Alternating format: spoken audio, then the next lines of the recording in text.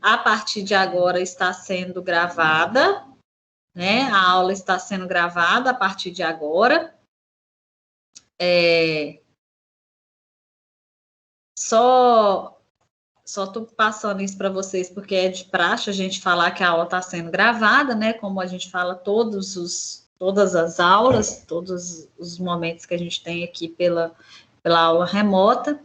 Então, continuando a aula passada, hoje nós vamos dar um passo a mais na discussão de gestão social, mas hoje a gente vai discutir com o texto que a gente se propõe a trabalhar, que é um texto muito interessante de uma autora, assistente social, uma doutora em serviço social. Daqui a pouco nós vamos falar mais sobre ela.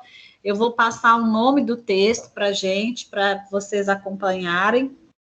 Então, esse texto é um texto muito bacana, um texto que eu já disponibilizei lá no portal para vocês. Eu acho que todo mundo já teve a oportunidade de ver. Quem não teve acesso ainda, se não conseguiu, só me falar que eu faço, né, outra forma de encaminhar. Eu encaminho por meio do grupo nosso de estudos, né, o grupo, desculpa. É o texto da Marilene Maia? Isso, da Marilene Maia. Sim, vocês já conseguiram acessar, né? Sim, eu ótimo, sim. Ótimo, é esse texto mesmo. Qualquer coisa eu compartilho lá no grupo também. Isso, eu ia até compartilhar no grupo nosso de WhatsApp, mas se você quiser compartilhar, Edilene, pode compartilhar, tá? Agradeço, leio. Esse texto é o texto que a gente vai trabalhar essa disciplina de gestão social. É o primeiro texto que a gente vai começar trabalhando, tá? Então, discutir, como a gente falou na aula passada, né, nós temos alguns conceitos aí já formados sobre gestão social, que vem a ser gestão social, o que é essa temática, o que ela traz para a gente sobre a discussão, uma reflexão sobre gestão social, né? Eu trouxe na aula passada que alguns autores colocam para a gente o que é gestão social, o que é gestão social, o que ela traz para a gente no serviço social, né? O que essa discussão acrescenta para o nosso processo formativo, para a nossa profissão. Então, eu trouxe algumas questões na aula passada, inclusive a contribuição de diversos autores, e hoje a gente vai começar falando mais a partir do viés dessa autora, da Marilene Maia, tá? Mas antes de falar propriamente sobre a autora, só retomando a discussão que a gente colocou na aula passada, só trazendo algumas reflexões, alguns conceitos discutidos na aula passada, quando a gente fala em gestão, né, sempre vem na nossa cabeça, quando a gente fala em gestão, o que é gestão? Né? A ideia de gestão é a ideia de gerir, né? É a ideia de administrar, é a ideia de gerenciar, né? De gerir algo, gerenciar algo, administrar algo. E certamente, quando nós estamos falando de gestão social, nós estamos falando de administrar algo que é componente, que é referente, né? Que está intimamente ligado ao social. Então, quando a gente fala gestão social, a gente está falando da administração das chamadas políticas públicas, né? Quando a gente fala de gestão social, nós estamos falando do gerenciamento, da administração, da gestão, né? Do gerir políticas públicas, do gerir ações sociais, ações essas que visam a garantia de direitos dos cidadãos, do ser social, dos sujeitos, dos indivíduos para os quais nós, do serviço social, prestamos o nosso trabalho, prestamos o nosso serviço. E aqueles que... e essa forma de gerir, de prestar esse serviço, faz do assistente social um gestor social, faz dele um verdadeiro gestor, né? Um verdadeiro gestor social. Então, quando nós estamos ali administrando uma política pública, quando nós estamos ali gerenciando uma política pública, nós estamos fazendo o papel, nós estamos desempenhando um papel de gestor social, né? Muitas vezes nós, assistentes sociais, somos chamados a trabalhar no CREAS, no CRAS, nas secretarias de assistência social, nos serviços de saúde, no CAPES AD, nos CREDEMPs, né? Nos serviços que atendem as mulheres vítimas de violência, nos serviços que atendem as endemias, nos serviços de saúde de alta complexidade. Oi, alguém me chamou? Deixa eu te perguntar, você sabe me dizer se esses serviços que trabalham com mediação de conflitos, se possuem também assistentes sociais? Também, possuem assistente social. No estado de Minas Gerais, a gente tem alguns programas da área de mediação de conflitos, principalmente no estado, Brian. São programas do estado que eu conheço, né? Que tem aí o profissional de serviço social, que tem o assistente social na frente aí desses programas. Eu conheço, inclusive, tem até colegas que já trabalharam nesses serviços, né? É uma dinâmica bem interessante para trabalhar, Mas assim como outros programas, é necessário também ter um assistente social ou pode acontecer de não ter um assistente social nesse lugar? Muito difícil não ter. Muito difícil, porque vem o corpo técnico desses programas, né? Montado por uma equipe, vem uma equipe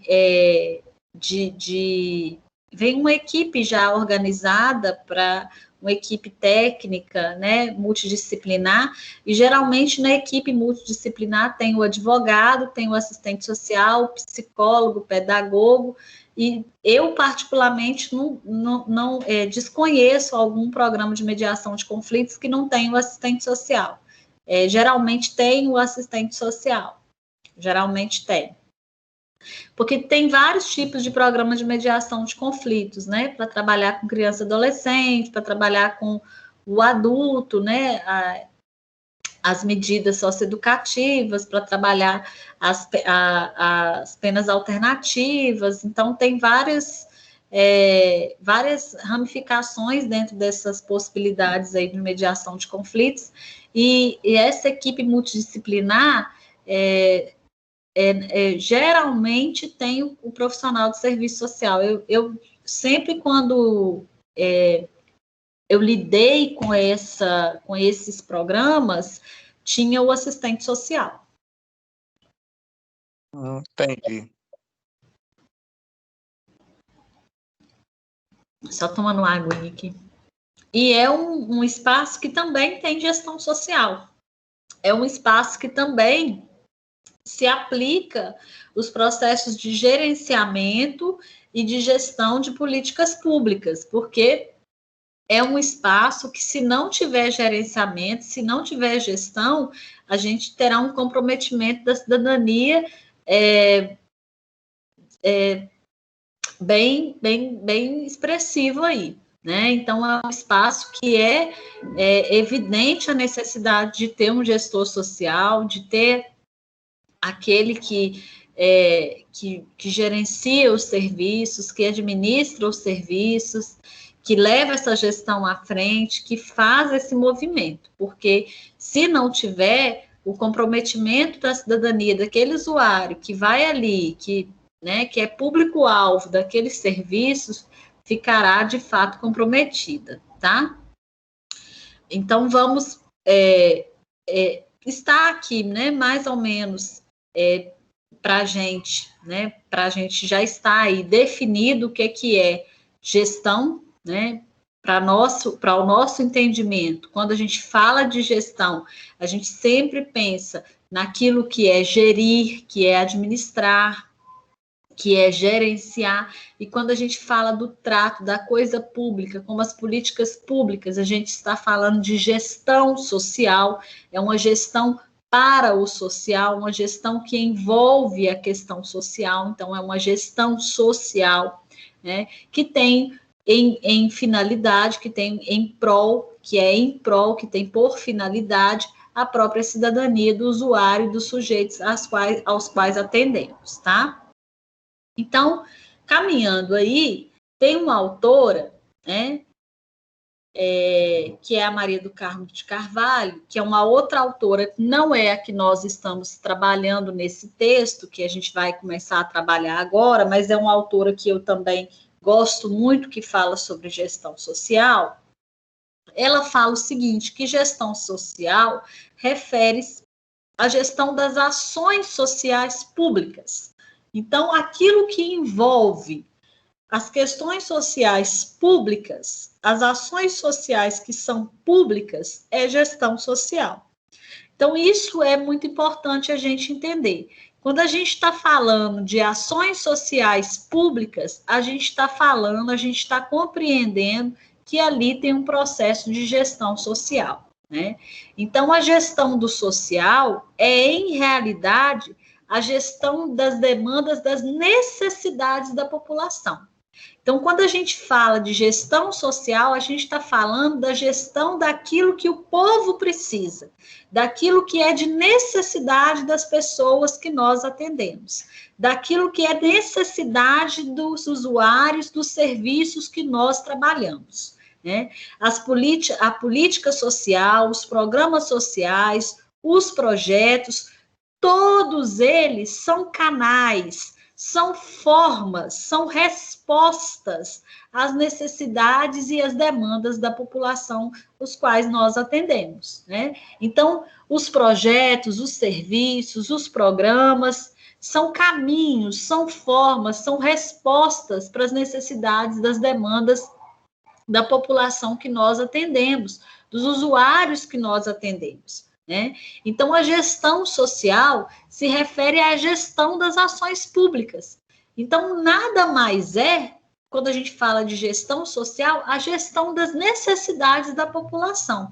Por isso que é tão importante acontecer gestão social nas políticas públicas, porque é a partir desse processo de gerir as políticas públicas, de gerir a coisa pública, que o cidadão será atendido na sua necessidade, que o cidadão será atendido naquilo que ele mais precisa, naquilo que é de sua necessidade, naquilo que é de sua maior demanda naquele momento, naquela situação que ele está ali precisando, que ele está ali demandando. Então, é extremamente importante essa citação aqui da Carvalho, porque ela coloca para a gente que o processo de gestão social, ele está intimamente relacionado à necessidade da população. Ele está intimamente relacionado àquilo que é demanda da população que nós atendemos. Então, isso é muito importante, a gente não pode deixar de considerar essa questão também, tá?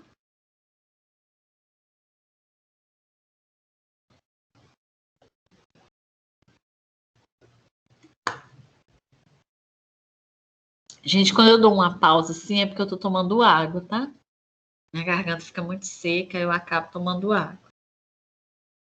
Então, gestão social é também um objeto do serviço social. Por que é tão importante nós, do serviço social, estudarmos o processo de gestão social? Porque ele é um objeto nosso, porque ele é um caminho que nós percorremos, porque ele é um processo que nós trabalhamos, nós do serviço social lidamos, né? Então, gestão social, ele é um espaço de trabalho que nós, assistentes sociais, atuamos, lidamos no cotidiano das nossas ações, né? O assistente social, ele, enquanto profissional, ele também é um gestor. Ele também é um profissional que lida com a gestão social. Ou seja, ele é aquele que vai planejar, que vai administrar, que vai avaliar, que vai gerir uma política pública, né?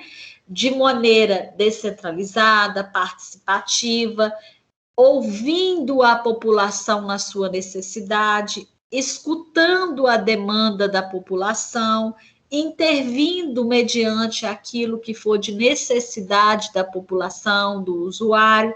Então, isso é muito importante, que o assistente social entenda o que é o processo de gestão social, porque é algo que ele vai lidar cotidianamente enquanto profissional desse espaço. Né? Mas eu vou trabalhar como assistente social do CRAS, para que eu tenho que entender de gestão social? É óbvio que você tem que entender de gestão social, porque ali no CRAS, trabalhando como assistente social, você também lida num processo de gestão social. Mesmo fazendo um encaminhamento, você pensa que não, mas você está administrando a política de assistência social. Você está contribuindo com a gerência da política de assistência social. Atendendo o seu fulano de tal, você está contribuindo para o processo de gerência da assistência social. Você está contribuindo com a gerência dos serviços de assistência social. Né? Então, é um processo que nós, enquanto profissional do serviço social, precisamos conhecer, porque vamos lidar cotidianamente com ele. Então, é um processo extremamente relevante para a categoria profissional, por isso que a gente estuda, por isso que a gente passa no processo formativo, por ele, para que a gente conheça, porque é algo que nós vamos lidar. Agora, a gente vai começar com o texto da Marilene Maia, que é o texto que eu postei lá no portal para vocês, que eu já coloquei lá no portal, que é o texto Gestão Social, reconhecendo e construindo referenciais. Por que reconhecendo e construindo referenciais? Né? Por que reconhecendo? Porque ela não está trazendo nada deslumbrantemente novo. Ela vai reconhecer alguns conceitos já existentes, né? Ela vai trazer algumas questões que ela vai reconhecer como algo já existente no conceito de gestão social. Mas ela vai construir novas perspectivas, novos referenciais. Ela vai trazer novas contribuições, novas questões que vão agregar a essa discussão e essa temática. Então, quando ela está discutindo gestão social nesse texto, por isso que ela traz o título Reconhecendo e Construindo Referenciais. Então, ela vai reconhecer algumas discussões já existentes, mas ela vai trazer novas contribuições para essa temática, para esse assunto que é tão valioso para o serviço social. Né? Ela vai reconhecer que nós trabalhamos com essa temática na totalidade, numa perspectiva de totalidade, porque não dá para trabalhar com gestão social reconhecendo o micro, né?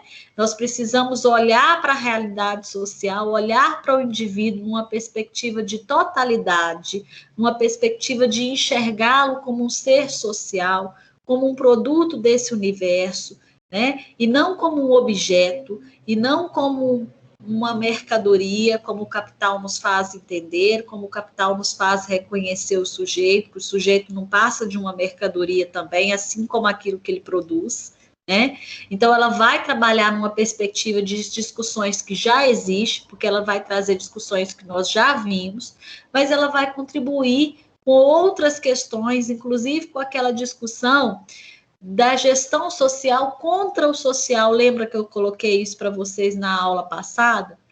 Né? Da gestão social que é contra o social, que é aquela gestão que vai vir na perspectiva crítica, né? É uma discussão que vai vir na perspectiva crítica, ela vai trazer reflexões críticas, né? Ela vai trazer algumas reflexões politizadas no sentido de criticar esses modelos de gestão social que advêm aí nos anos 90 para cá, com as políticas neoliberais, né? Esses modelos que vêm numa perspectiva de alienação, que vem numa perspectiva que não nos faz pensar criticamente, mas que muitas vezes nos aliena, nos aprisiona, né? Que muitas vezes não nos faz refletir sobre o real conceito de gestão social, né? que camufla a realidade social, que deturpa a realidade social. Então, ela vai trazer esses conceitos, ela vai questionar essa gestão social, e vai colocar a gestão contra o social, né? A chamada, a famosa gestão contra o social. Então, quem é essa autora, né? A Marilene Maia é uma assistente social. Eu gosto muito de trabalhar com autores que sejam assistentes sociais, não que a gente não trabalhe com autores assistentes sociais, né, gente?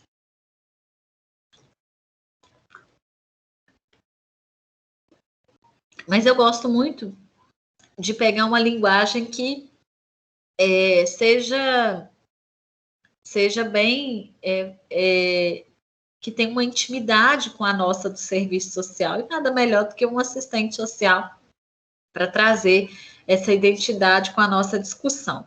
Então, ela é uma doutora em serviço social pela PUC do Rio Grande do Sul, professora no curso de serviço social lá na Universidade do Rio Grande do Sul também. É uma doutora que traz grandes contribuições no processo, sobre a discussão do processo de gestão social, por isso que eu peguei esse texto.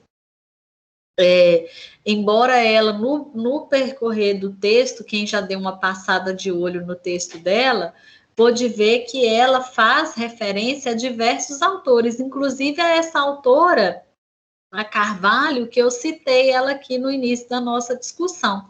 Quando ela falar dos conceitos de gestão social, ela vai trazer diferentes autores e vai colocar o que cada autor pensa sobre o conceito de gestão social. No próprio texto que a gente vai trabalhar, que é esse que nós estamos começando com ele aqui hoje, ela coloca o que cada autor pensa sobre esse conceito. O que ele traz, cada autor traz sobre essa temática, sobre essa discussão, que é muito interessante. Então, vamos lá, né?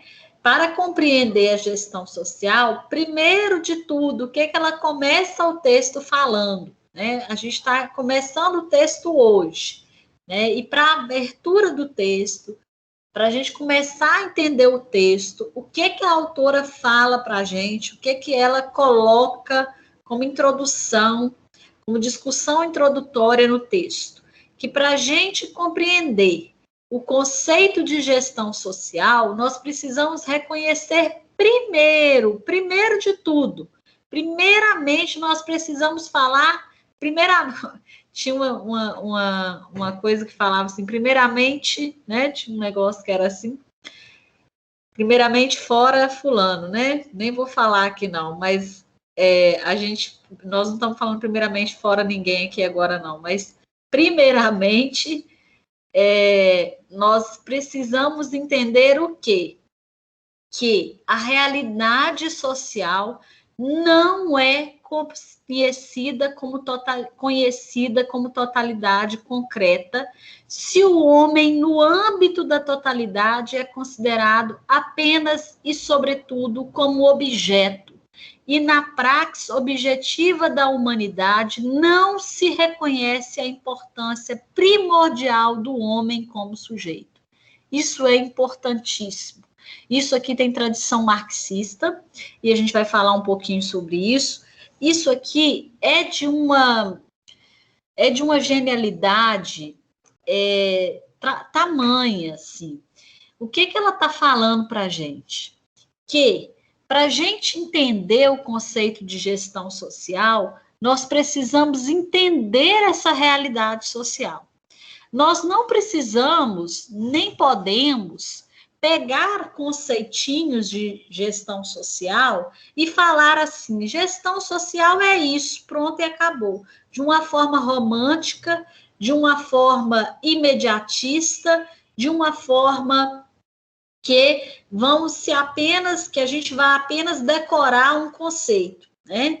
Primeiramente, nós precisamos entender que a gestão social, ela está ligada intimamente à realidade social. Realidade social esta que é complexa, não é uma realidade fácil e fácil e extremamente compreensível, não. É uma realidade que nos condiciona a entendê-la, mas entendê-la em sua cerne. E entendê-la numa perspectiva de totalidade. Quando ela fala isso, e totalidade é uma categoria marxista e hegeliana. Quando ela fala isso, ela fala o quê? Ela fala que entender numa perspectiva de totalidade é entender o todo dessa sociedade. É entender que o sujeito, ele não pode ser visto como uma coisa. Ele não pode ser visto como um objeto. Quando ela fala aqui que ele não pode ser visto, não apenas e, sobretudo, não pode ser considerado um objeto e na praxe objetiva, né? O que ela está querendo dizer? Praxe é uma categoria marxista, é um conceito marxista, né? Que fala para a gente que é o concreto pensado. O que é o concreto pensado? É aquilo que eu construo, que eu faço, mas, ao mesmo tempo, eu penso sobre aquilo que eu estou fazendo. Então, no trabalho humano, toda atividade humana, ela precisa ter praxe. Ela precisa ter uma prática pensada. Então, quando eu estou trabalhando como assistente social, quando eu estou trabalhando como mecânico, quando eu estou trabalhando como um montador em uma fábrica, eu preciso ter uma prática pensada. Porém, o capital, ele deturpa isso, ele rouba isso do ser humano, ele rouba isso do trabalhador, porque essa prática, ela passa a ser mecanizada. Nós passamos, no dia a dia, a ter uma praxe, a não ter a praxe. Nós passamos a ter uma prática que não é pensada. Há uma prática que é mecanizada. E aí ela fala para a gente que o seguinte, que o homem, ele passa a ser visto, né, num processo que é de objeto, num processo que é aquela praxe objetiva, ou seja, uma praxe materializada, que não é a prática pensada, que é a praxe objetiva, que é a praxe materializada, que não é a praxe pensada. Então, o homem, ele passa a ser visto também como uma mercadoria, assim como aquelas que ele produz. Então, quando ela fala isso, ela está falando para a gente que a gente precisa reconhecer nessa sociedade que existe um modo de produção que transforma aquele que produz mercadoria em também mercadoria, que transforma aquele que produz objeto em também objeto. Então, ela está falando para a gente que tudo isso envolve um negócio chamado totalidade e que a gente precisa, que nós precisamos ver essa realidade, essa sociedade, nesse viés de totalidade. Senão, a gente não entende essa sociedade tal como ela é. A gente não vai compreender essa sociedade nessa perspectiva de totalidade. Nós vamos ficar seres sujeitos alienados. Parece um pouco complicado, pessoal, mas são nuances que a gente tem para serem explicadas e que foram passadas ao longo de períodos para vocês e que eu estou tentando resumir aqui numa explicação. Mas o que é importante que a gente compreenda nesse parágrafo? Que a autora está colocando para a gente que a sociedade, ela não pode ser compreendida sem ser pensada numa perspectiva de totalidade, numa perspectiva que esse sistema que nós vivemos, que é o sistema capitalista, ele transforma os sujeitos numa praxe que não é pensada. O sujeito não pensa naquilo que ele produz. E por não pensar naquilo que ele produz, ele acaba sendo um objeto também. Ele acaba sendo um objeto assim como aquilo que ele construiu, assim como aquilo que ele produziu. ele acaba sendo objetivado também. Ele acaba sendo objeto também. Ele acaba sendo mercadoria também.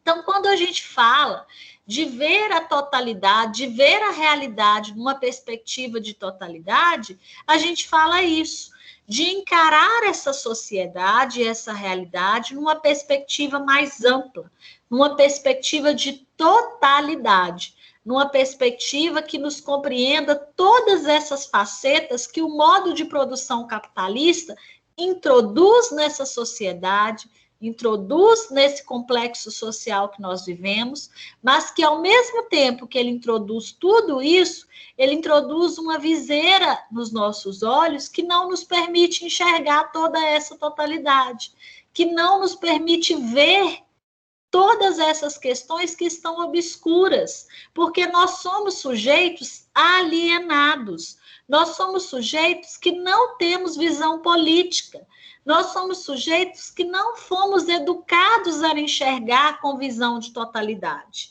Nós somos sujeitos que não fomos preparados politicamente para enxergar essa visão de totalidade da sociedade, da realidade social. E aí a autora coloca para a gente que o quê? Que esse processo de gestão social, ele vai acontecer sim, ele tem que acontecer sim, mas para a gente entender esse processo e para que ele aconteça, a gente precisa ter compreensão dessa reflexão que nós acabamos de fazer aqui.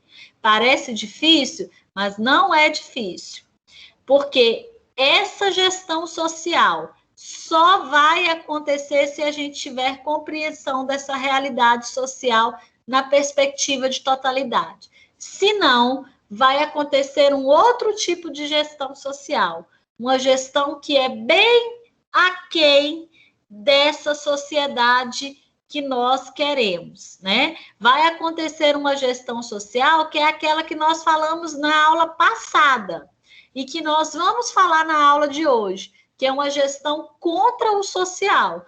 Essa gestão social vai ser nos moldes da sociedade capitalista, uma gestão social que vem em favorecimento dos ditames do capital. Então, primeiro a gente entende essa sociedade, como ela se dá, como ela acontece, como é essa realidade social, né? Para que a gente comece agora a falar de gestão social. Então, nós temos mais ou menos aqui, nós falamos anteriormente, o que é gestão social? É o gerir a coisa pública, é a gestão das políticas públicas, né? É aquela que vai atender às demandas da população, às necessidades da população, é aquela que vai trabalhar para a cidadania da população. Esses são os conceitos que a autora Carvalho colocou para a gente. A Marilene Maia está colocando para a gente que o conceito de gestão social é possível a gente ter compreensão? É. Mas a gente só vai ter um conceito de gestão social se a gente compreender essa realidade tal como ela é, de forma crítica e reflexiva. Do contrário, nós seremos sujeitos alienados de uma forma de gestão social muito conturbada. Muito, mas muito, muito conturbada e alienada em favorecimento do próprio capital. Tá? Tudo bem até aqui? Queria que vocês me falassem, me dessem um feedback. Por favor, me falem.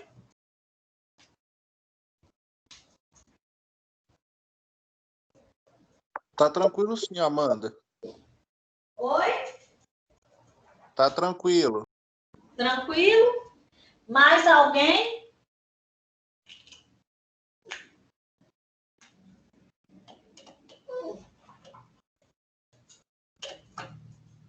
Pessoal, tudo bem até aqui? Tudo tranquilo até aqui? Eu posso continuar? Pode sim, Amanda, tá tudo tranquilo. Tá tranquilo? Alguma dúvida sobre o conceito que nós falamos aqui agora de realidade social na perspectiva de totalidade, para a gente entrar nos conceitos de gestão social de acordo com a autora? Por mim, não tem nenhuma dúvida, não. Então tá. As demais também tá tudo ok, né? Edilene e... Deixa eu ver quem mais tá aqui.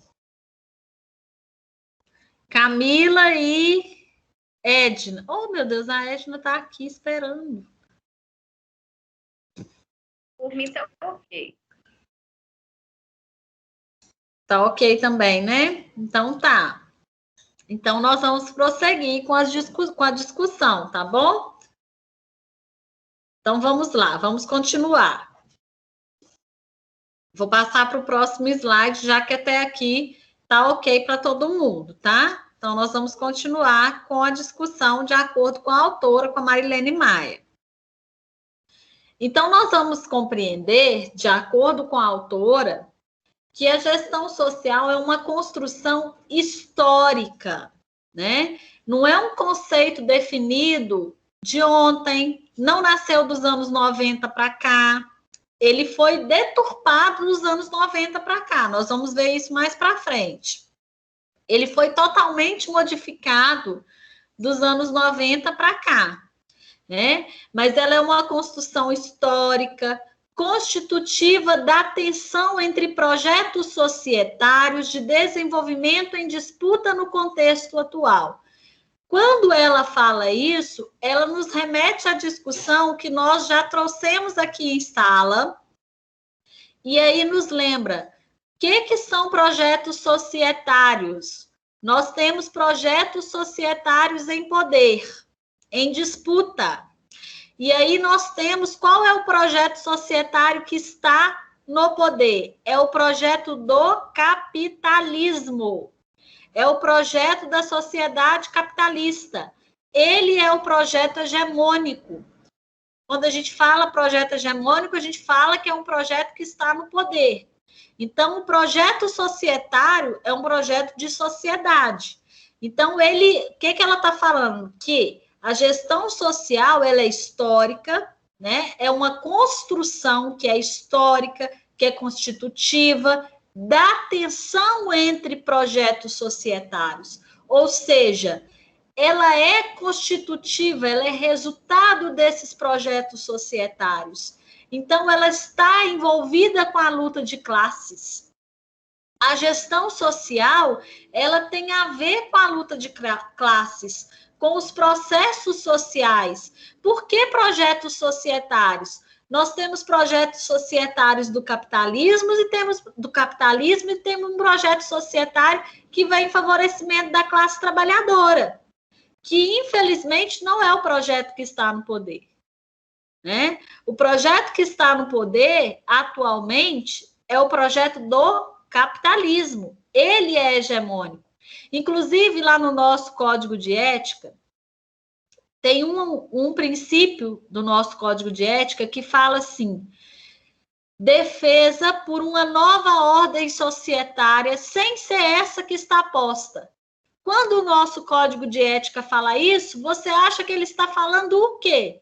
Ele está falando que nós estamos defendendo um projeto societário que seja diferente desse que está posto. Ou seja, nós defendemos uma sociedade diferente dessa que é o capitalismo. Nós defendemos um projeto societário diferente do projeto de sociedade que o capitalismo nos apresenta. Então, eu quero uma nova ordem societária, diferente dessa que está posta. Uma nova ordem societária que seja livre da luta de classes, que não tenha injustiças sociais. Nós temos defesas a fazer enquanto assistentes sociais. E esse é um princípio do nosso Código de Ética. Está lá no nosso Código de Ética, para quem quiser depois conferir. Então, isso, inclusive, é defesa nossa do serviço social. Então, os projetos societários, eles têm total influência na gestão social. Olha que importante que é esse processo de gestão social, a gente conhecer, a gente estudar, né? Porque eles têm influência nos processos de gestão social. A gestão social é resultante, né? Os modelos de gestão social são resultantes dos projetos societários, né? A forma como o capitalismo se condensa e se estrutura numa sociedade vai determinar o projeto de gestão social numa política pública. Vai determinar a forma que o Estado vai gerir um programa social. Vai determinar a forma de gestão de uma política de assistência social, de uma política de saúde, de uma política de segurança pública. Olha os modelos de gestão que nós temos hoje. São modelos totalmente compensatórios. São modelos que vêm para definir cidadãos que estão na miséria e para perpetuar a miséria. Não são modelos que vêm para tirar ninguém da desgraça humana, que não vêm para tirar ninguém da erradicação e para acabar com a pobreza. Pelo contrário, são modelos que vêm para perpetuar a pobreza. Esses modelos de gestão que estão hoje no poder são modelos de um Estado burguês. São modelos que representam um projeto societário do capital. São modelos que representam um Estado que está de acordo e afinado com o projeto societário do capital. Isso nós precisamos entender.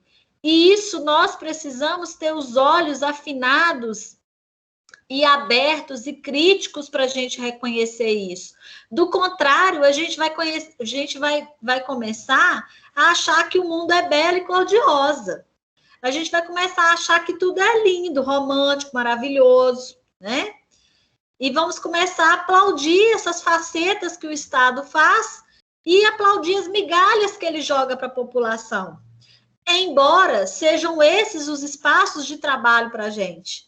Mas é nesses espaços de trabalho que nós poderemos, enquanto assistentes sociais, propor situações melhores para os nossos usuários, né? Enfim, então a gestão social é concebida e viabilizada na totalidade do movimento contraditório, olha só, dos projetos sociais, por nós concebidos como desenvolvimento de quem? Do capital e do desenvolvimento da cidadania. Então, de um lado está o capital e do outro lado está o desenvolvimento da cidadania.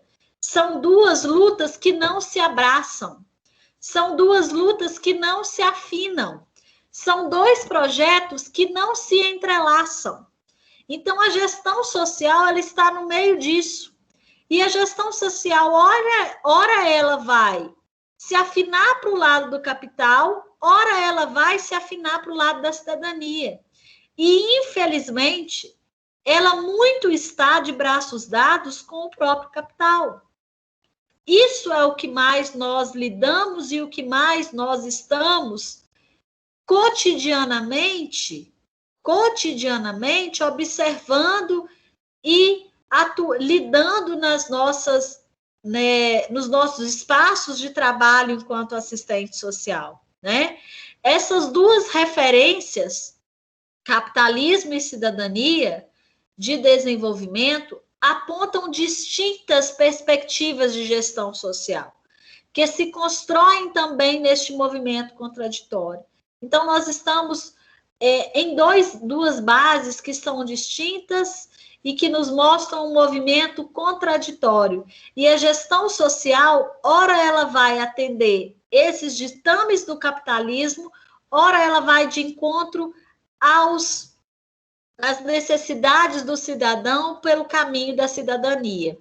Mas a gente precisa ter em mente, né, e ter essa visão política e crítica de compreender que os modelos atuais de gestão, os modelos atuais de gestão social e política pública, eles são muito mais favoráveis ao capitalismo e ao Estado burguês do que às necessidades da população, do que aos caminhos da cidadania.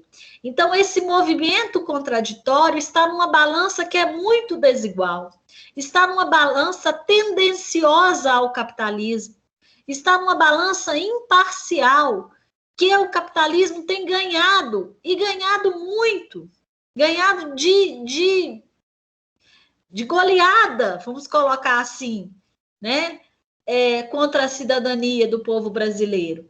E isso para a gente que defende, para nós do serviço social, que defendemos a justiça social, isso é um entrave, isso é um desafio grandioso, né?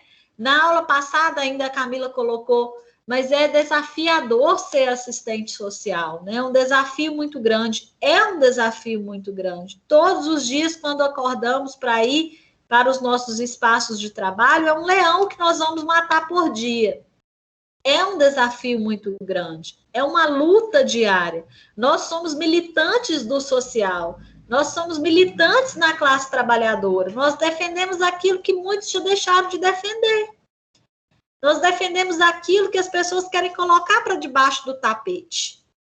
E nós estamos ali diariamente defendendo, lutando, resistindo, né? Resistindo contra o Estado, resistindo contra esse sistema, resistindo contra até outros colegas profissionais que também já abandonaram a causa, mas nós estamos ali, resistindo, lutando, sendo fortes, defendendo o código de ética, defendendo o projeto ético-político, defendendo uma causa, né, que nós lutamos por árduos anos da nossa profissão para chegar à defesa que nós temos hoje, e que nós não vamos perder essas defesas, por mais que sejam difíceis e desafiadoras, né? Nós conquistamos um espaço e conquistamos uma causa para lutar. Então, nós não vamos perdê-la, né? Continuando aqui, no contexto atual, dadas as condições postas e impostas pelo desenvolvimento hegemônico, quem é o desenvolvimento hegemônico? Só lembrando, é o próprio capitalismo. Ele é quem tem o desenvolvimento hegemônico. Ele é quem é soberano, é quem tem mais poder, né? Reconhecemos que a gestão social também é hegemônica, né? Ou seja, nos ditames do capital, se constrói fundada nas suas perspectivas, podendo ser facilmente identificada como gestão contra o social. Olha que pesado isso, nós falamos ainda na aula passada sobre isso, né? Então, a gestão contra o social é a gestão que mais está tendo hegemonia na nossa sociedade. É a gestão que mais tem impacto nas políticas públicas. E isso é gravíssimo. Isso traz impacto para o nosso trabalho enquanto assistente social, e isso traz impacto para a vida do usuário que nós atendemos, né? Essa denominação nos foi imposta pelo autor Ribeiro, quando de sua afirmação sociedade contra o social, em vista da caracterização do projeto societário do capital. Ele é o autor dessa gestão contra o social. É dele que emana essa gestão contra o social. Ele é o autor e o mentor dessa gestão contra o social. E ele é o maior beneficiado dessa gestão contra o social. Ele é o grande feitor e beneficiado dessa gestão. Porque para ele é interessante que existam pessoas cada vez mais vulneráveis. Para ele é interessante que exista cada vez mais uma massa sobrante que atenda os ditames das suas imposições, né? Para ele é interessante que haja uma massa cada vez mais sobrante e alienada, que acredite nessa falsa gestão. Daqui a pouco nós vamos ver, né, nessa gestão contra o social, como ela se desenvolve, como ela é aplicada na sociedade, como ela se desenrola, né? E como nós, muitas vezes, até já defendemos essa gestão contra o social. Muitas vezes nós até já apoiamos essa gestão contra o social, às vezes nos nossos discursos, às vezes na nossa vida lá, né, social, às vezes nós já achamos até bonito Às vezes nós já achamos até interessante, né? Essa gestão contra o social. Parece estranho, mas isso já aconteceu. Daqui a pouquinho, mais para frente, nós vamos falar sobre isso. A gestão contra o social apresenta-se como uma estratégia tecnológica. Olha aqui como nós já defendemos. E instrumental, viabilizadora da qualificação, da eficiência do trabalho e organizações do campo social, afirmadores do capital e não da cidadania. Pessoal, a tecnologia, ela vem muito para nos aprimorar, para nos ajudar, não resta dúvidas. Mas ela também traz impactos que são perversos para a classe trabalhadora. Ela traz impactos que são gigantescos na vida de uma família. Desde o distanciamento social, que nós sabemos que a tecnologia, ela traz esses impactos nas relações afetivas, até mesmo nos postos de trabalho, que são grotescamente diminuídos em função das tecnologias, dos avanços tecnológicos. E há uma exigência por qualificação e eficiência em função da tecnologia que é absurda.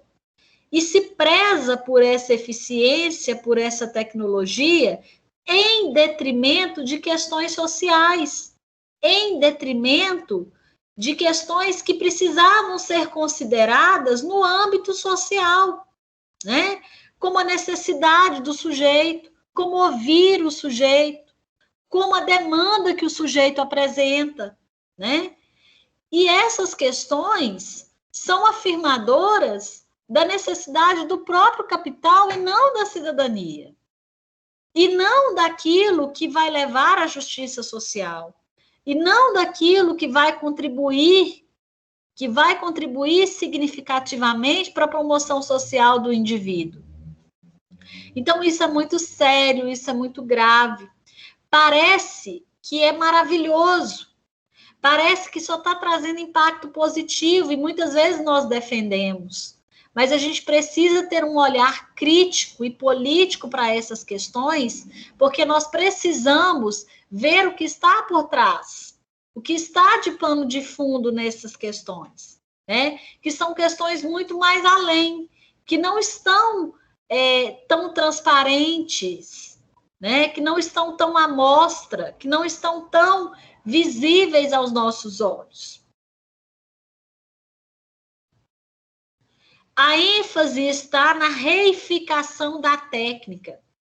É exigido uma técnica, uma reiteração da técnica de um sujeito. Você precisa ser eficiente, você precisa ter mais habilidade com a tecnologia, você precisa produzir mais, você precisa ter mais eficácia, mais eficiência do trabalho, você precisa de bater tantas metas. Isso é gestão social, é bater meta, é bater índices de crescimento, né? Há uma cobrança em torno disso absurda. Há uma cobrança em torno da produção que é gigantesca. E será que isso precisa ser considerado em detrimento daquilo que é social? Não estou aqui colocando que isso não deva ser considerado e ser avaliado, e não estou colocando o desmérito dessa questão, não. Estou colocando que isso muitas vezes é colocado acima das questões da cidadania, até mesmo nos programas sociais. Os programas sociais, muitas vezes, são olhados por sua eficácia e eficiência pelos números, né?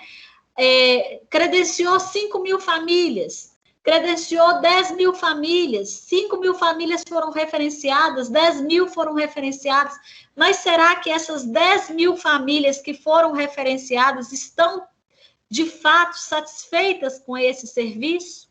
Será que essas 10 mil famílias que foram referenciadas estão tendo as suas necessidades atendidas por aquele serviço, por aquele programa? Será que elas estão sendo ouvidas nas suas necessidades, nas suas demandas? Né? Será que a eficiência e a eficácia está sendo medida em que balança? Em que conceito? Né?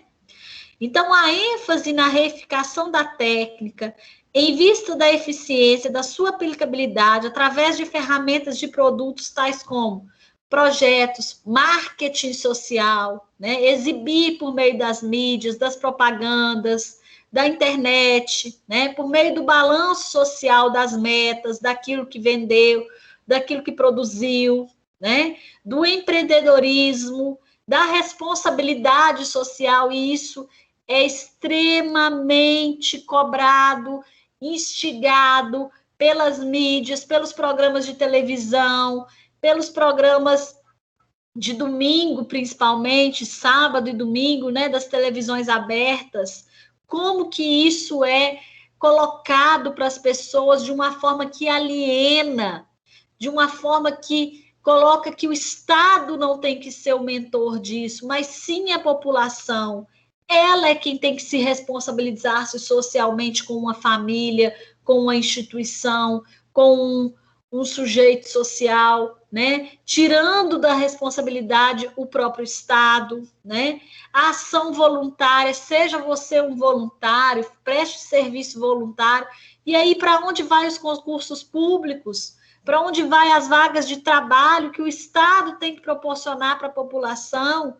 Para onde vai o comprometimento do Estado com a população que ele precisa gerar emprego e renda, né?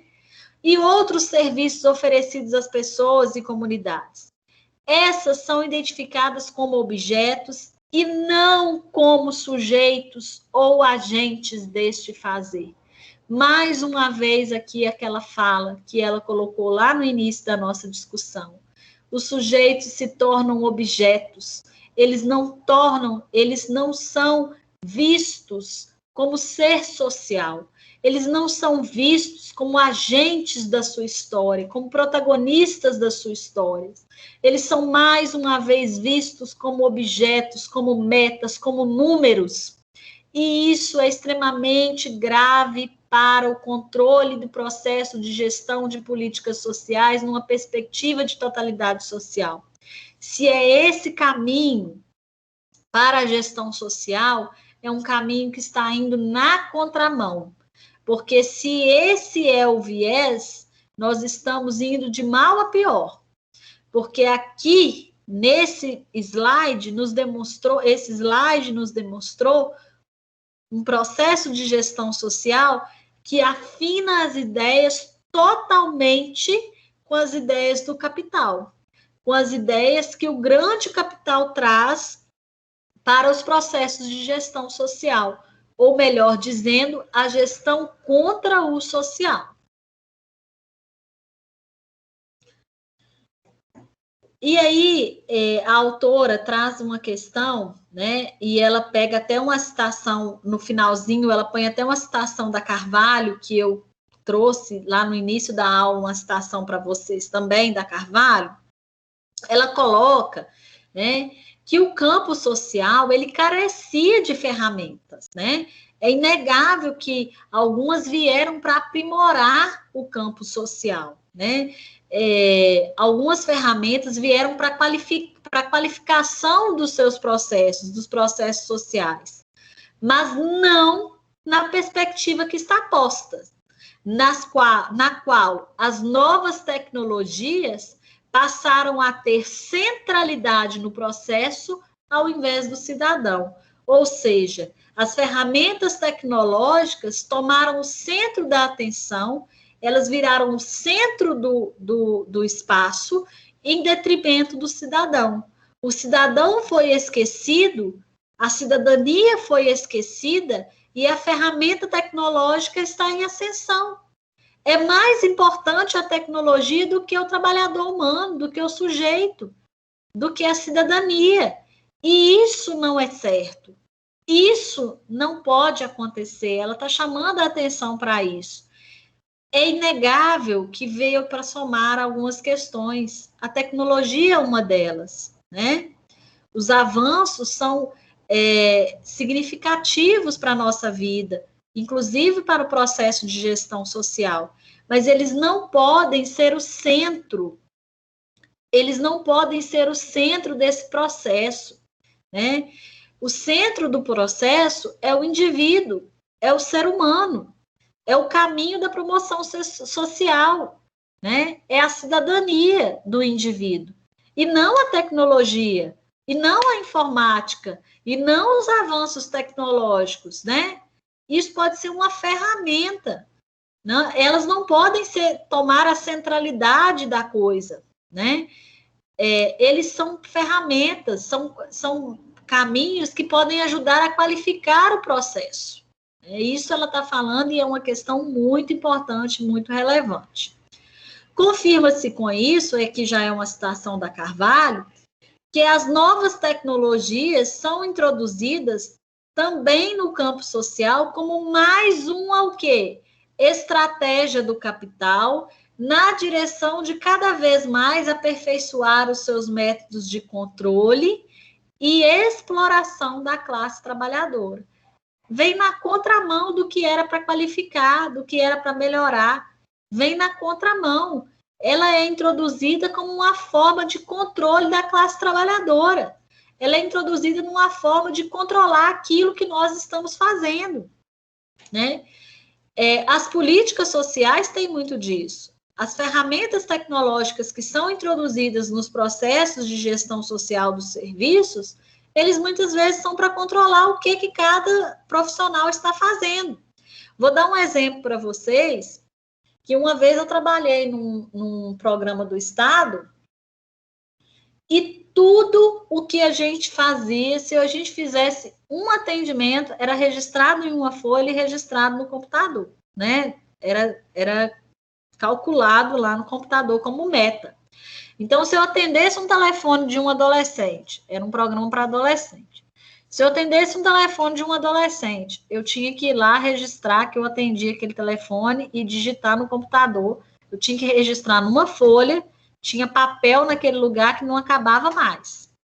Era papel que, assim, não tinha mais espaço para colocar papel. E tinha que registrar no computador também, no sistema do programa que eu trabalhava, no programa do Estado. Isso era interessante? Era interessante. Era uma ferramenta interessante? Era. Mas também era um mecanismo de controlar o nosso trabalho. Era um mecanismo de controlar quantos atendimentos a gente estava fazendo. Eu lembro que teve um mês que nós precisamos ficar 15 dias direto fazendo isso, porque a gente não estava dando conta de digitar aquilo que a gente estava fazendo.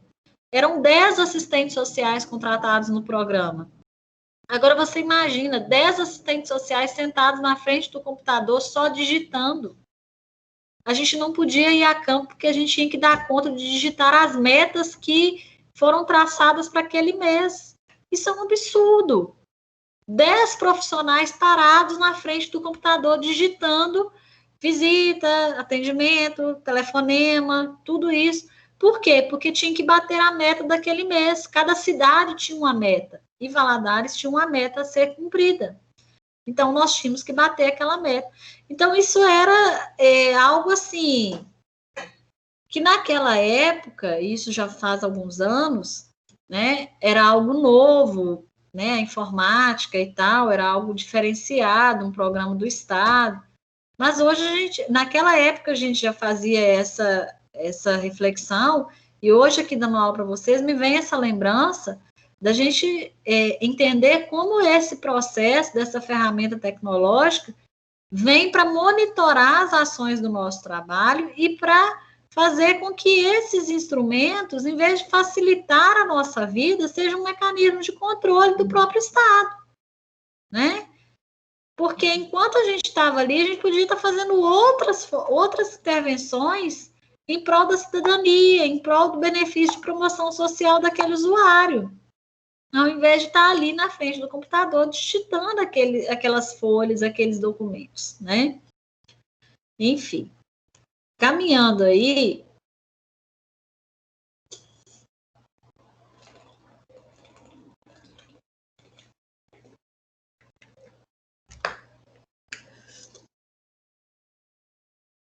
a gestão do social no desenvolvimento do capital é introduzida especialmente através do denominado terceiro setor, que nós já falamos sobre ele, né? Que chega no Brasil e demais países da América Latina na década de 90. E aí eu abro um parêntese para vocês, que esse terceiro setor, o chamado terceiro setor, ele chega no Brasil na década de 90, porque não sei se vocês lembram, né? O que chega no Brasil na década de 90 também? O chamado modelo econômico chamado neoliberalismo. Ele também chega na década de 90 no Brasil, né? Que vem exatamente no governo Collor, né? Que vem exatamente na contramão daquilo que a gente tinha acabado de conquistar, que era a Constituição de 88. Então, nós temos, né, a ascensão do neoliberalismo no Brasil na década de 90, neoliberalismo, né, que é um modelo econômico que nasce lá nos anos 80, no Consenso de Washington, nos Estados Unidos, e se expande para demais países, inclusive para a América Latina, como é o caso do Brasil, que chega aqui nos anos 90, chega aqui 10 anos depois, nos anos 90, né?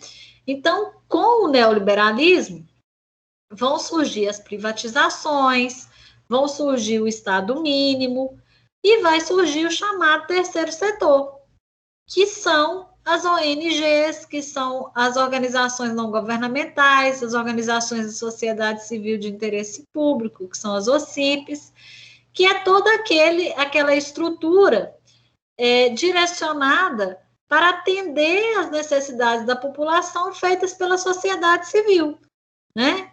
Transferidas do Estado para essas organizações, né? Então, é um prato cheio, né? Neoliberalismo, com terceiro setor, Estado mínimo, é todo um conjunto, um processo que chega aí nos anos 90 no Brasil. Então, apesar das diferenças dessas origens, o terceiro setor acaba se construindo no nosso país em um espaço de disseminação dos valores e práticas neoliberais, que eu estou falando aqui agora. Como diz o Montano, que é o Carlos Montano, um autor, assistente social também, um autor que fala muito sobre o terceiro setor, tem um livro, Questão Social e Terceiro Setor, é um livro consagradíssimo, que quando eu dou aula de terceiro setor, eu utilizo esse livro, né? E ele vai falar que são desenvolvidas junto a organizações da sociedade civil, ampliadas com a presença de fundações e empresas filantrópicas advindas no campo de mercado. Então, o que compõe aí o terceiro setor? Organizações não governamentais, organizações filantrópicas, né? Organizações que vêm do mercado, né? Mas que são filantrópicas, que o próprio mercado transformou em filantrópica. Então, isso é o que compõe o terceiro setor. E esse processo de gestão social, ele vai chegar também no terceiro setor. O terceiro setor também vai abarcar essa onda de gestão social. Ele não vai ser diferente, né? Então, está aqui um modelinho, um desenho para vocês. Primeiro setor, Estado. Segundo setor, mercado. Terceiro setor são as ONGs que compõem o terceiro setor, é a sociedade civil, junto com as ONGs, as instituições filantrópicas, etc. Eu gosto sempre de falar que essa explicação aqui é uma explicação muito simplória, tá? O autor Carlos Montano não gosta dessa explicação, inclusive eu falo isso nas minhas aulas, porque quando eu sou uma professora que comungo muito com a explicação do Carlos Montano. Então, essa explicação é muito simplória. É mais para que o aluno, quando ele está começando a discussão de terceiro setor, ele tenha uma ideia do que é terceiro setor. Por que é chamado terceiro setor? É chamado terceiro setor porque há uma certa divisão de primeiro, segundo e terceiro. Mas o autor Carlos Montano não gosta dessa divisão, porque ele acha que reduz muito a discussão de terceiro setor, porque terceiro setor é uma discussão muito complexa, que advém dos anos 90 e abre todo um leque dessa discussão que nós resumimos aqui quando a gente falou do neoliberalismo, mas é uma discussão muito ampla, muito complexa, que a gente poderia explorar aqui, inclusive em diversas aulas, para falar de terceiro setor, tá? Mas fica a dica aí. Então, a gestão social, diante de tantas contradições, ela vai despontar, né, ainda também com o chamado terceiro setor. A dimensão social que se torna também tema público da sociedade, especialmente a partir do chamamento à famosa responsabilidade social. E isso é um conceito, pessoal, que com certeza vocês já ouviram. Vocês já ouviram nos programas de televisão, vocês já ouviram em chamadas de vídeo da internet, vocês já ouviram em posts da internet, né? Em posts aí famosos, né? Muitas pessoas famosas falam sobre isso, né? Do conceito de responsabilidade social, que você tem que ter responsabilidade social, que nós somos chamados à responsabilidade social, né? Então, é uma condição de extremo valor para o enfrentamento às expressões da questão social. Nós somos chamados, mas será que de fato, nós temos essa responsabilidade com o social? É nossa essa responsabilidade com a questão social?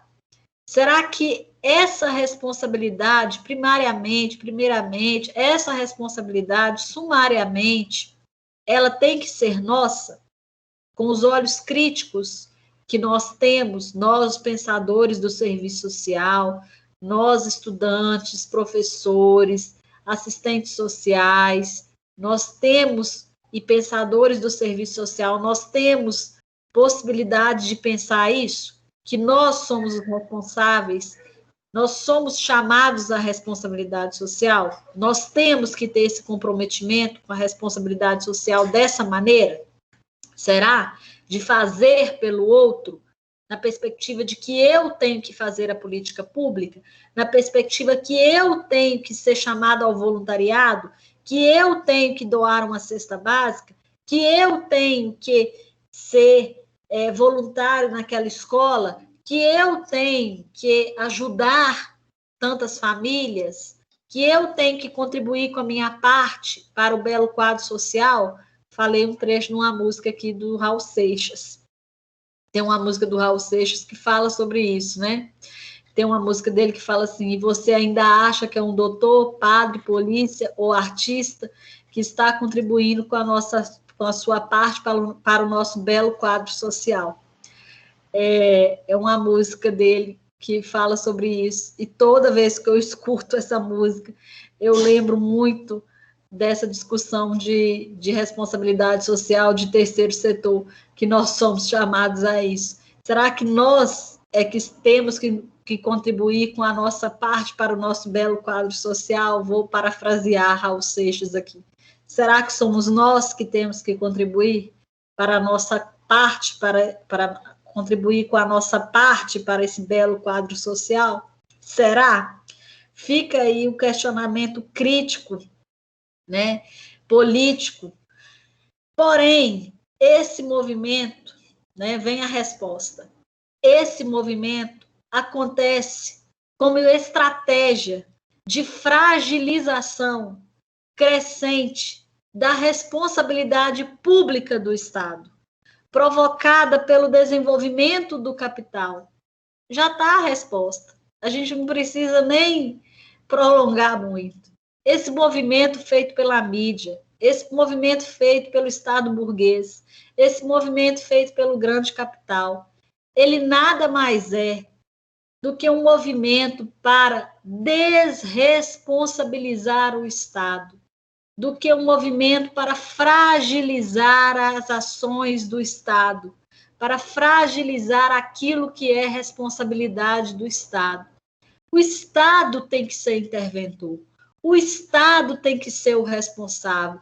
Existe uma Constituição que fala isso, existe um artigo 6º da Constituição que fala que nós temos direitos sociais, direito à saúde, direito à educação, direito ao lazer, direito à alimentação, direito à assistência social, direito à habitação, direito à dignidade. A dignidade não é direito social, não, desculpa.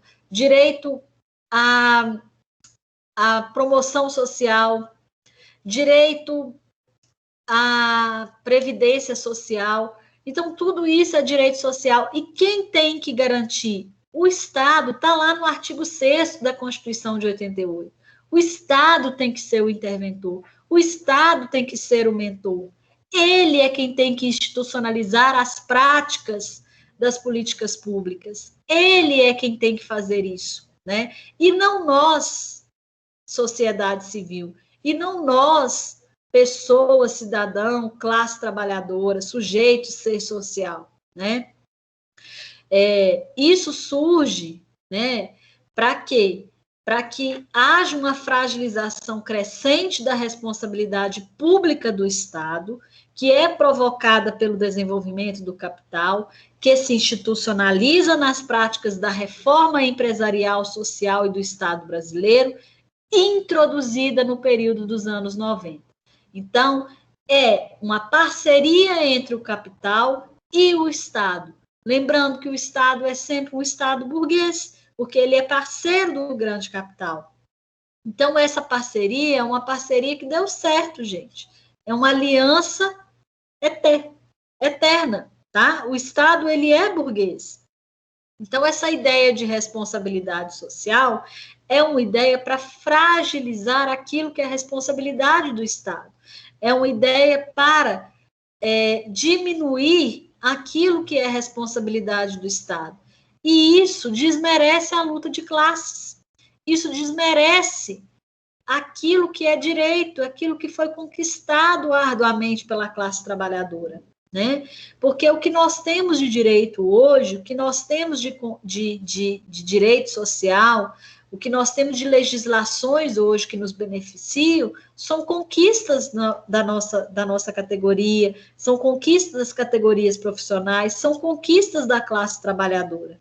Então, nós não podemos fechar os olhos para isso e desmerecer a luta de classe, né? Desmerecer a classe trabalhadora, que lutou arduamente para que isso acontecesse. Isso é extremamente importante, é relevante para que a gente entenda, porque, do contrário, nós fecharemos os olhos para isso. E nós seremos aqueles sujeitos alienados que o capital comanda, que ele quer, né? Que ele cada vez mais aliena, determina, né? E isso é um risco, um agravo para que prepondere as ideias e ideologias dominantes. Então, responsabilidade social, ela trouxe o conceito aqui, né? Ela vem falar, é um processo esse que visa envolver cada um em uma ação que se é reformista, mas não é revolucionária. E nós precisamos trabalhar por ideias revolucionárias, ideias que pensem em propostas que alterem a realidade social. Quando eu falo ideias revolucionárias, não estou falando cada um pegar a arma e sair fazendo revolução, não é isso, né? Não estou falando disso, né? Nós podemos ser revolucionários, cada um pode ser revolucionário, cada um pode ser militante, cada um pode ser sujeito transformador do tempo que ele vive, protagonista do tempo que ele vive, revolucionário no tempo que ele vive. Quando a gente fala em revolução, né, ao contrário do que aconteceu em 64, porque 64 foi um golpe, não foi uma revolução, né? Muito se tentou fazer uma revolução, mas infelizmente não conseguiu, porque a ditadura não deixou. Quando a gente fala em revolução, A gente fala naquilo que é possível por meio de questões políticas, por meio de ideologias políticas. Então, um processo, a responsabilidade social é um processo reformista, nesses moldes, é um processo reformista, mas não é revolucionário, não busca transformação social, não busca melhoria na vida de ninguém, não busca acabar com as injustiças sociais, na medida em que propõe que combata os sintomas da crise, sem, no entanto, questionar o modelo econômico que contribui com a sua produção.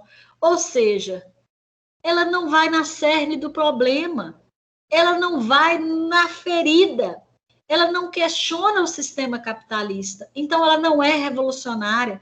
Revolucionárias são as ideias que vão questionar esse sistema capitalista. São as ideias que vão questionar esse sistema tal como ele é, vão questionar esse sistema tal como ele aprisiona, como ele aliena, né? Essa responsabilidade social que nós somos chamados a fazer parte dela, não, essa não é a responsabilidade social que nós queremos. Esse modelo de gestão social que impregna, que fala de responsabilidade social, é uma responsabilidade social alienada, é uma responsabilidade social que é reformista, né? Ou seja, que prega ideias que não são revolucionárias, que não são ideias que vão trazer transformação, que não são ideias que vão questionar o sistema capitalista, pelo contrário, vão alienar, vão aprisionar, vão pôr uma viseira, né? Que cada vez mais vai aprisionar o sujeito naquilo que ele está lá no mundinho pequenininho, pensando, e vai continuar pensando a mesma coisa, não vai ampliar a sua visão, não vai trazer crítica para ele, não vai trazer visão política, né? Aí eu trouxe algumas figuras, eu gostaria que vocês olhassem.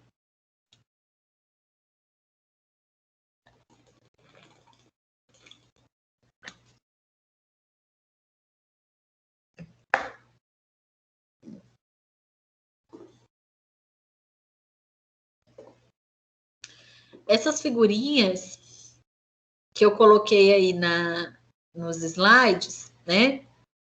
Elas representam a mídia e o seu processo de responsabilidade social que é empurrado para a nossa sociedade civil, né?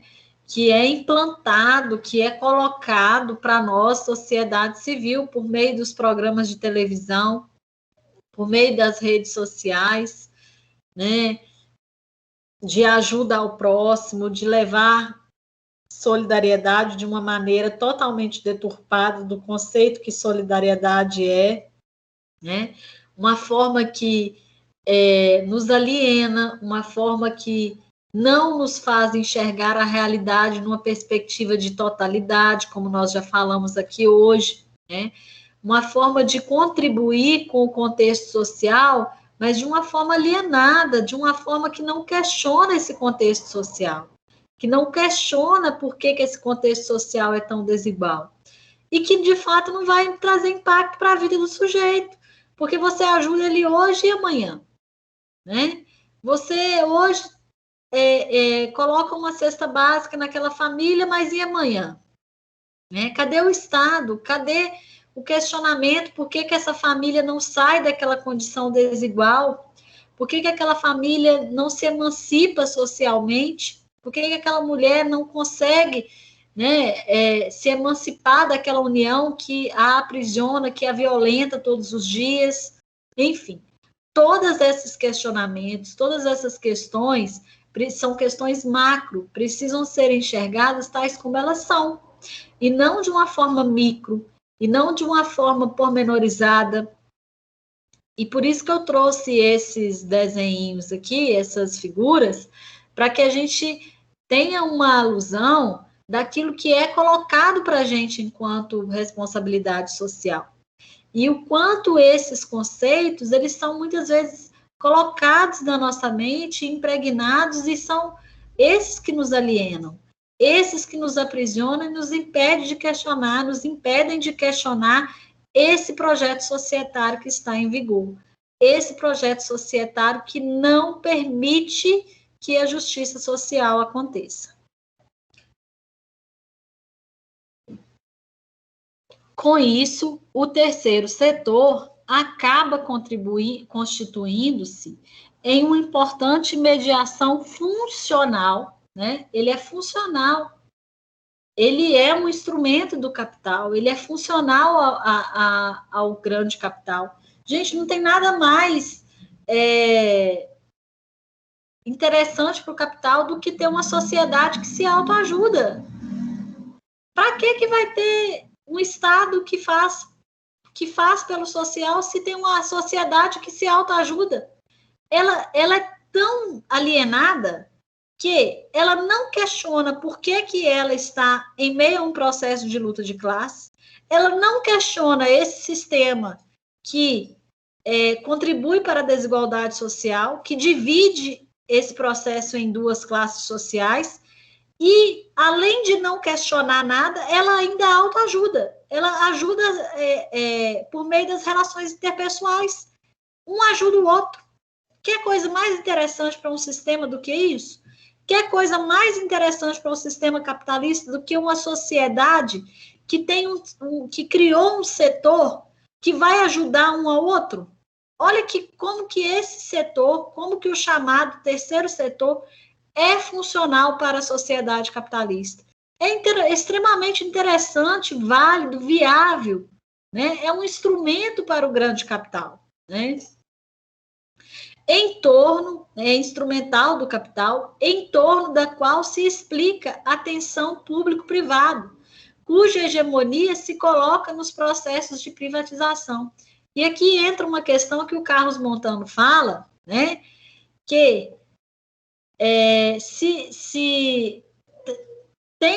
tem instituições que são do terceiro setor que são extremamente elogiadas, que são extremamente... Tem hospitais do terceiro setor que são elogiados, tem instituições filantrópicas que são elogiadas, e aí nós passamos a questionar o próprio Estado.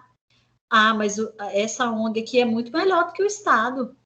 Esse hospital aqui, do terceiro setor, é muito melhor do que o Estado. E aí há questionamentos do próprio Estado, e por ter questionamentos, se há uma cobrança de privatização dos serviços que são estatais. E aí há um próprio discurso do próprio Estado em falar que é melhor privatizar do que ele gerir os próprios serviços, porque no privado ele age melhor. No filantrópico, ele serve melhor. Então, vamos privatizar os serviços, que é melhor do que eu gerir os serviços.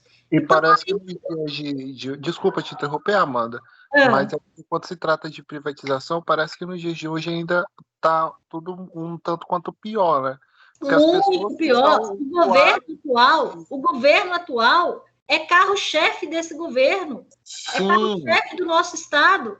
Privatizações do Banco do Brasil, privatização do Correio. Sim, eu estava vendo esse negócio meio do Correio esses dias e as pessoas que são até mesmo próprios usuários, não sei se é por falta de conhecimento ou por não querer o conhecimento, pedindo a privatização, que não sei o quê, mas no fundo eles não entendem o que é uma privatização. Sim, exatamente. Exatamente. Não entendem o que é uma privatização, reproduzem um discurso da ideologia dominante, porque o Estado tem um discurso de ideologia dominante, tem um discurso burguês. Esse Estado que está no poder, então, que não me representa, e não representa a categoria do serviço social, hegemonicamente falando, esse Estado é um Estado, quem está no poder agora, é um Estado burguês, é um Estado que defende o discurso das privatizações acima de tudo, que não quer funcionário público no poder, no governo, que é contra o funcionalismo público, é contra os concursos públicos, e, acima de tudo, acima de tudo, é a favor da meritocracia, é a favor do paternalismo, é a favor do nepotismo.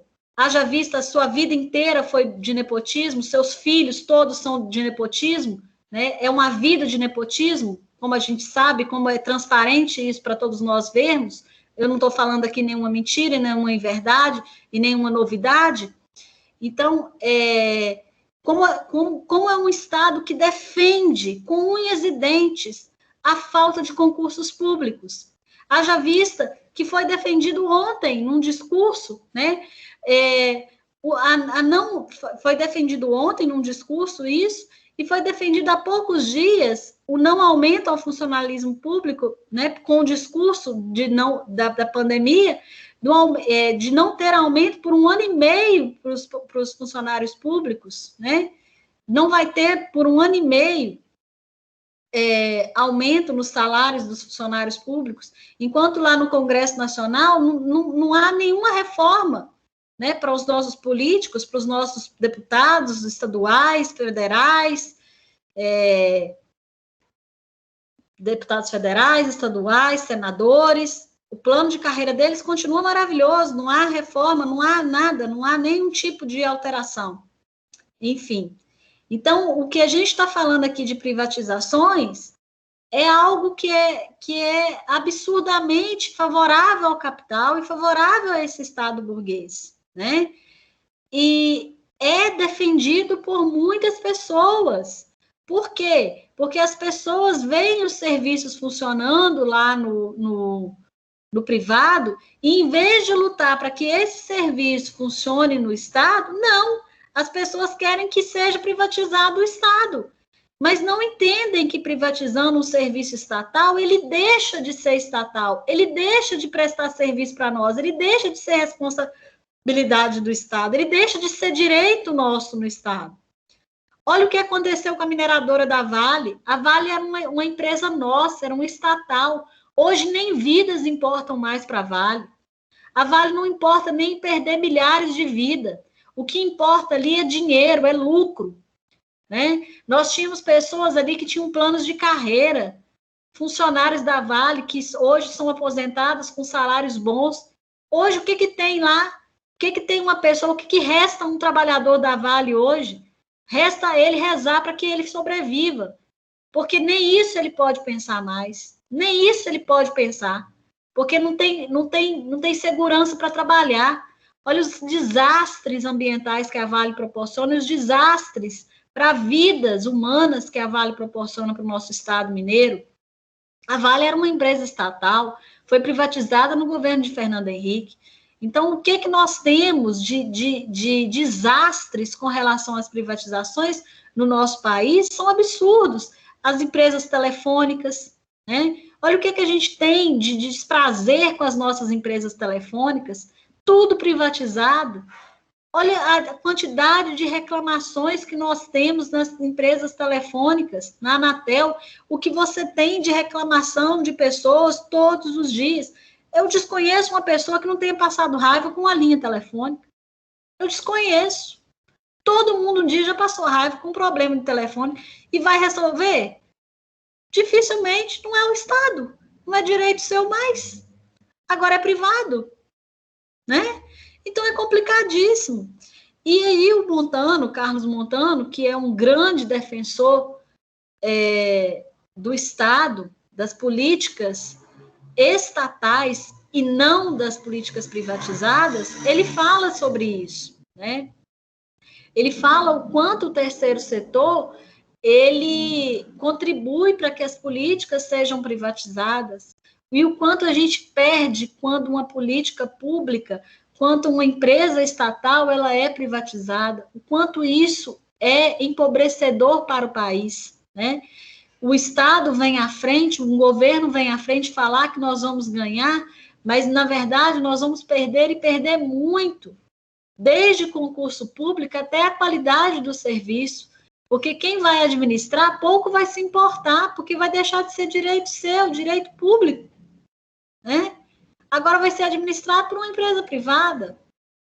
E nós temos resquícios disso aí nas telefonias, nas mineradoras, nas empresas aéreas, né? Então, nós temos exemplos, e são exemplos traumáticos para a gente, traumáticos, que implicam em vidas que foram dilaceradas nos últimos anos. Nos últimos anos, porque nós temos exemplos drásticos, se a gente parar para pensar, né, com as privatizações. Então, caminhando aí, as práticas sociais, em crescente quantificação no território brasileiro, são viabilizadas em nome da solidariedade. Valor importante a ser vivido pela sociedade. Solidariedade, se pensado no conceito tal como ele é extremamente importante a gente ser solidário. Solidário com um colega de trabalho, solidário com a classe trabalhadora, né? Ser solidário com a classe, né? Entretanto, ele é introduzido numa perspectiva de quê? De despolitização das práticas sociais, desenvolvidas e tratadas descoladamente no contexto societário mais amplo no qual a realidade é gerada. E isso é muito sério, porque a solidariedade que está sendo passada para a gente é a solidariedade daquela que eu tenho que fazer pelo outro, que eu tenho que ser solidário e fazer o papel do Estado, que eu tenho que fazer a minha parte no quadro social, que eu tenho que contribuir. E ao passo que isso acontece, eu despolitizo o papel do Estado, eu despolitizo as políticas sociais, elas perdem o caráter político, elas perdem o caráter político e social, porque elas são preponderantemente um direito nosso, um direito social conquistado arduamente pela classe trabalhadora. Elas são direito nosso. Isso é ideia política sendo dita e clara quando a gente fala isso. E quando a gente fala que eu tenho que fazer, que isso é responsabilidade minha e não do Estado, cadê o caráter político das políticas públicas? Cadê o caráter político dessa discussão? Se perdeu. Se perdeu. Cadê o direito? Cadê a perspectiva de cidadania? Se perdeu. Porque eu estou fazendo pelo outro, né? Eu é quem tenho que ajudar, eu é quem tenho que fazer, eu é quem tenho que movimentar. Onde fica o Estado? Cadê o caráter político desse Estado para ele desenvolver as políticas públicas? Isso é muito sério. Isso é muito grave quando a gente fala sobre isso. E a gente tem que ter uma visão, quando a gente fala sobre isso, nós precisamos ter uma visão muito aberta para conversar sobre isso, sabe, pessoal? Não estou aqui falando, né, que, mas eu, Amanda, eu independente disso, eu vou continuar ajudando alguma pessoa lá na minha casa, quando alguém chegar, eu vou ajudar. Eu não estou falando isso, eu estou falando numa perspectiva macro, né? Que isso é implantado na nossa vida num caráter de que se você não fizer isso, você é uma pessoa que não está contribuindo para essa sociedade. E aí, quando a gente faz isso, quando a gente pensa dessa forma, e reproduz esse tipo de pensamento, nós estamos despolitizando as políticas sociais, nós estamos despolitizando o caráter do Estado, porque é o Estado quem tem que intervir, é o Estado quem tem que fazer pelo social, é o Estado quem tem que ser o interventor das políticas públicas, ele é quem tem que ser o interventor, ele é quem tem que ser aquele que faz a gestão social. Lembra lá do que a gente está discutindo e conversando aqui da gestão contra o social? Senão nós vamos estar contribuindo para a gestão contra o social. Isso é o que o Estado burguês mais quer, é o que ele mais impulsiona, que a gente, enquanto ser social, enquanto cidadão, que a gente faça aquilo que é papel dele, que a gente contribua para aquilo que ele tem o caráter de interventor fazer, para que a gente tome o espaço dele. E nós não podemos, de forma nenhuma, fazer isso e levar esse discurso adiante, que é o que é mais sério ainda, né? enquanto pessoas, profissionais, estudantes, sujeitos pensantes do serviço social. No âmbito do Estado, as organizações e seus trabalhadores são chamados à formação e ao exercício da gestão, a partir dos ditames da reforma gerencial. Isso é uma citação da Elaine Bering, que ela fala que nós, nós trabalhadores do social, nós somos chamados para essa reforma gerencial. Nós somos chamados para esse processo pautados aí pela qualidade, pela eficiência, pela competência técnica, que vai visar tão somente os resultados. Que isso também é algo que nós precisamos a todo momento nos antenar. Principalmente nós do serviço social, que vão nos cobrar as nossas visitas, os nossos prontuários, quantas visitas nós realizamos no mês, quantos encaminhamentos, quantos relatórios, quantos atendimentos foram realizados. É interessante? É interessante. Mas eu preciso também saber o que eu faço com isso. Se isso não está sobressaindo a questão da minha técnica. Se isso não está sendo mais cobrado do que a minha própria intervenção profissional. A gente precisa também estar ligado nessas questões, Mudanças nessa área também se faziam necessárias. Entretanto, não nessa perspectiva facilitadora dos ajustes do Estado brasileiro, condicionadas pela ordem internacional do capital e seus defensores. Eram importantes mudanças nesse contexto? Para a gente olhar os resultados, para a gente olhar a questão da qualidade dos serviços? Sim, mas não somente para atender à ordem do capital, porque nós não somos trabalhadores do capital. Primeira coisa, nós somos trabalhadores para a classe trabalhadora. Nós somos profissionais comprometidos com a classe trabalhadora. Ela é o nosso público-alvo. O nosso objeto de trabalho é a questão social. O nosso público-alvo é a classe trabalhadora. Então, nós não podemos, de forma nenhuma, ficar presos nessas amarras do capital. Porque, senão, daqui a pouco, nós vamos estar trabalhando somente para cumprir metas. Então, a gente só vai trabalhar para daqui a um dia estar lançando prontuário. Nós vamos trabalhar daqui a pouco somente para um dia estar fazendo somente produção. Isso é um problema grave, sério. Quando aconteceu aquela questão que eu falei para vocês lá no programa do Estado, que eu trabalhei, nós tivemos uma reunião com a coordenação, colocamos o nosso ponto de vista, e nós fomos ouvidos, Nunca mais houve esse tipo de situação da gente ter que ficar só digitando as coisas, Foi uma situação específica e nos posicionamos. Por quê? Porque nós sabemos o que a gente tem a ofertar, Nós sabemos qual é o nosso valor ali enquanto assistente social.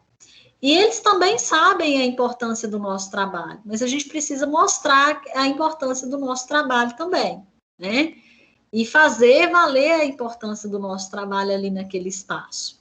Então, determinadas questões são importantes, Mas a gente precisa também, como registrar, como registrar a nossa prática profissional é extremamente importante, Se são importantes registrar os dados, levantar os dados, ok, é importante, faz parte daquele serviço, daquele espaço, ok. Agora, a gente precisa ir além daquilo. Nós não podemos ficar presos nessas amarras, senão nós vamos ficar a serviço do capital e não das necessidades, das demandas da classe trabalhadora. E aí nós vamos estar perdendo o foco do nosso trabalho. Nós vamos estar perdendo o foco da nossa intervenção profissional.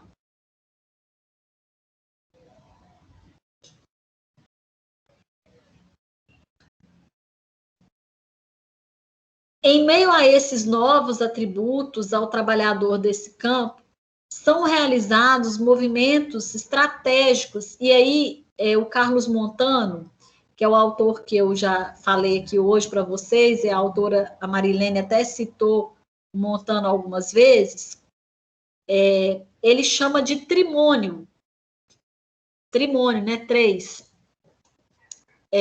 de tríade, trimônio, alguns autores chamam de tríade, mas o Montano chama de trimônio, do neoliberalismo, que são privatização, focalização e descentralização. A privatização, nós já sabemos que é a privatização dos serviços públicos, né? É a privatização daquilo que é nosso, que é estatal, e o Estado acaba por privatizar, por vender, né? Por transformar aquilo que é público em privado, com um discurso falacioso que vai ser melhor, com um discurso falacioso que vai transformar, que vai ser melhor. Existe um vídeo na internet da Maria Inês de Souza Bravo, que é maravilhoso no YouTube. Maria Inês de Souza Bravo é uma autora de serviço social, super consagrada, que fala sobre essa doutora em serviço social, que fala sobre a saúde. E ela é uma discussão entre ela e um advogado, falando sobre a privatização dos serviços de saúde. É fantástico, fantástico. Ela defende a não privatização e ele defende a privatização. Se vocês tiverem oportunidade de assistir, coloca Maria Inês de Souza Bravo, privatização do serviço de saúde. Vocês vão ver esse vídeo se vocês tiverem oportunidade. É muito, muito, muito bom. Ela é uma autora que fala muito sobre a saúde, né, do serviço social. Quando eu leciono a disciplina de saúde, eu gosto de levar esse vídeo para a sala. E ela fala sobre a falácia que é o discurso do Estado quando ele leva à frente a privatização, né? Que a privatização vai melhorar os serviços, e ela traz dados de que não melhora, principalmente os serviços de saúde. Ela traz dados estatísticos importantíssimos falando do quão são ignorados os sujeitos sociais nas suas necessidades quando os serviços de saúde são privatizados, que não se escutam os sujeitos. A quantidade de reclamações que são que chegam nos postos de saúde, nos postos de saúde não, nos hospitais, em função do mau atendimento. E, então é um vídeo assim fantástico. Quem tiver a oportunidade de ver, a focalização, as políticas focalizadas são as políticas que focam apenas na pobreza, né? Que não vão focar em demais questões. São políticas focalizadas, são políticas que vão focar na renda, em políticas de renda. São políticas que vão focar no pobre. É feito para o pobre, então pode fazer de qualquer jeito. Então, políticas focalizadas, né? E aí acabam se construindo políticas de saúde para pobre, políticas de educação para pobre, política de assistência social para pobre. Então, elas são focalizadas naquilo que é única e exclusivamente questão de renda, né? E a descentralização acontece não só quando você tira do Estado e passa para o município, né, para estados e municípios, quando você descentraliza poder, mas acontece também quando você tira do Estado e passa para o âmbito privado, né? Você está descentralizando aquilo que é do Estado, tirando e passando para o próprio privado, seja por meio da privatização, né, ou descentralizando os serviços, né, que o Montano vai falar isso. Então, esses movimentos estratégicos, privatização, focalização e descentralização das políticas sociais, retirando de forma crescente o papel regulador do Estado no campo social, foi conquistado tardiamente pela sociedade brasileira. Esse trimônio aí, né, foi um trimônio, parece até demônio, né, gente? Parece uma coisa horrível, foi horrível mesmo, né? Foi um trimônio, foi uma coisa ruim, horrível, para a nossa realidade brasileira, para a nossa sociedade, né? Para a sociedade brasileira. E isso está acontecendo exatamente em um período de avanços jurídicos legais. Por que período de avanços jurídicos legais? Quando ela fala, quando a autora fala isso, ela está se referindo a quê? Está se referindo a um momento que nós acabamos de conquistar em 88, que foi a Constituição. Então, nós acabamos de ter avanços jurídicos legais, ou seja, nós acabamos de conquistar os nossos direitos juridicamente falando, legalmente falando, na Constituição de 88, né? Nós acabamos de ter o Estado democrático com os direitos legitimamente, legalmente falando, na Constituição, e aí a gente tem um choque com esse trimônio, a gente tem um choque com essas propostas neoliberais que vão impedir, né, dessa cidadania avançar, dessa cidadania acontecer e dessa gestão social ser favorável às ideias de cidadania, ser favorável às ideias de promoção social. Então, a autora, ela fala que a década de 90, né, com o avanço aí do terceiro setor, com o avanço aí da solidariedade, de responsabilidade social, vai contribuir de forma negativa para o modelo de gestão social desenvolvido na década aí, a partir dos anos 90. Então, isso vai ser algo desastroso para o cenário social brasileiro, né? Nós vamos parar por aqui. Eu vou abrir o espaço para vocês, para quem tiver alguma dúvida, tirar aí com a gente.